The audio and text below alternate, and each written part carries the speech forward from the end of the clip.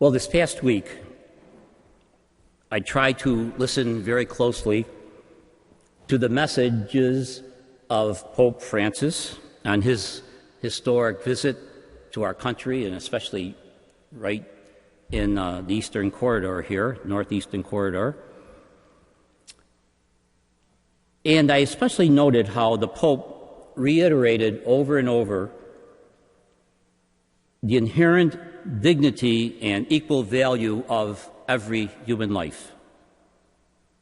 And his message certainly set the tone for this Respect Life Month. And the theme is every life is worthwhile.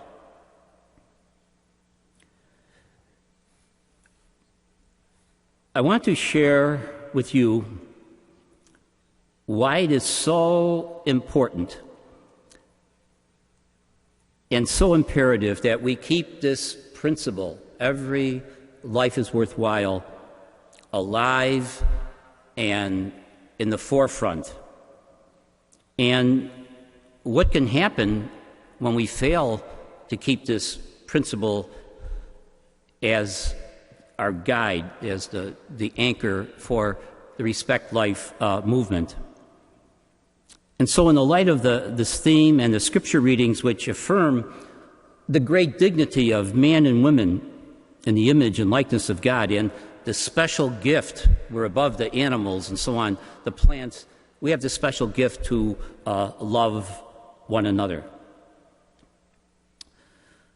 I want to share with you something about the parallels of what has happened and is happening compared to the euthanasia movement in Germany. Euthanasia, usually defined as mercy killing, although it's interesting, since about 1970, the word killing is removed from the dictionary. They don't want that word to be used anymore. That would be a subject, again, for another homily.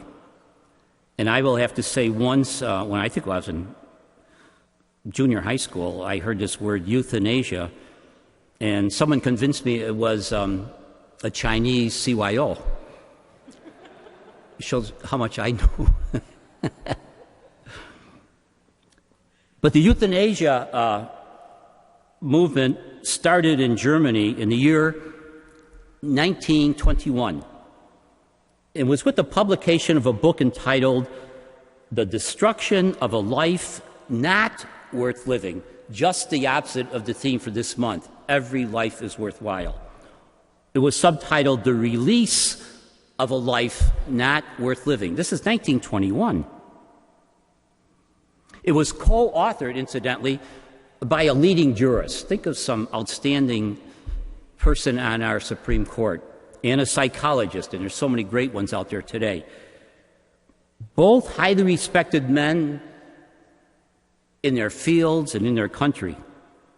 And this is 12 years now before Hitler came to power. And so the point is that the Nazis did not start the euthanasia movement in Germany, contrary to popular belief. And ironically, the first victims of the euthanasia program in Germany were veterans of the First World War. And they were suffering miserably, thousands upon thousands, suffering in German hospitals because of the awful atrocities that were inflicted on them in the war. So air was injected into their veins in order to release them from their suffering. And I find this really interesting, since this was considered something socially benevolent. It was actually denied to the Jewish people.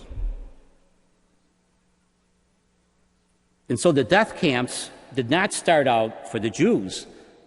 They started out to rid Germany of unwanted German life.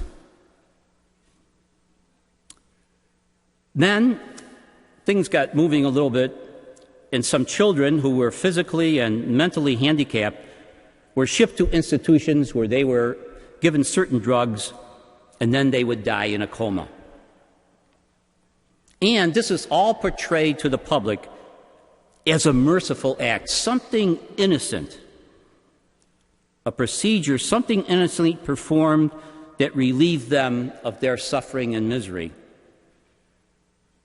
And school children were thoroughly brainwashed in this matter of so-called innocent taking of life.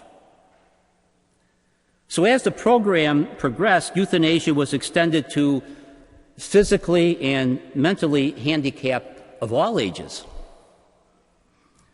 Well, then in 1938, when Adolf Hitler signed the executive order and the hunting season began, now it included Jews, dissidents, communists, anybody was not Nazis.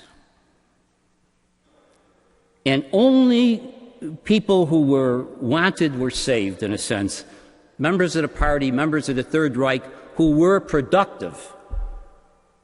And it all went back to 1921, when people accepted the idea that there is such a thing as a life not worth living. And so when Hitler came to power in 1933, they had an idea, they had a concept that was field tested. And so it was easy for Hitler to convince the people that if life was unwanted, it could be taken. If it is a burden, it's all right to dispose of it. Accepted idea in society. So he convinced the public that the Jews were a threat to the prosperity of Germany. They sold Germany out, so he thought, at the Treaty of Versailles after the First World War. They were a burden to the Third Reich, and their lives would have to be taken. And there was very little protest because the principle had been accepted. If life is a burden, it's not productive, it's unwanted, it can be disposed of. Now, people in America say, well, this is America,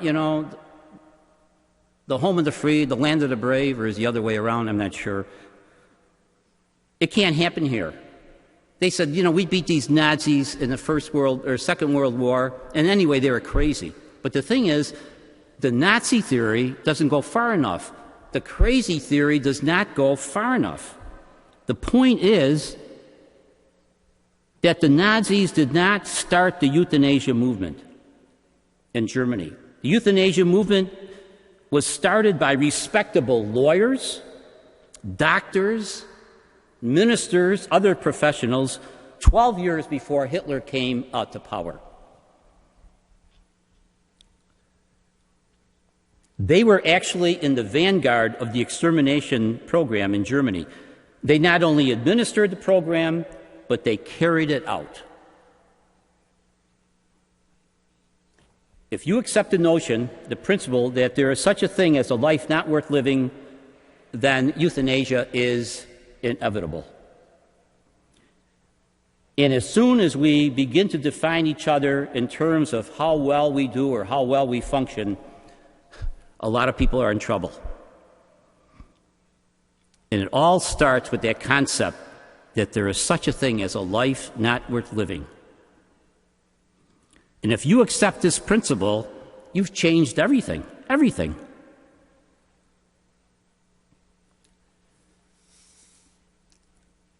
Now, I hope you can see the striking parallel between the history of euthanasia movement in Germany and what has happened in our country and what's happening now. It's a sad commentary that laws have already been established all over promoting the so-called culture of death. First, it was the unborn, then it was the newborn, then is the longborn, and then each particular one has been extended. It can happen again. This is modern times, even though it's 100 years ago. This one right to life respected person says, "Oh, America, stop wondering how it happened in Germany.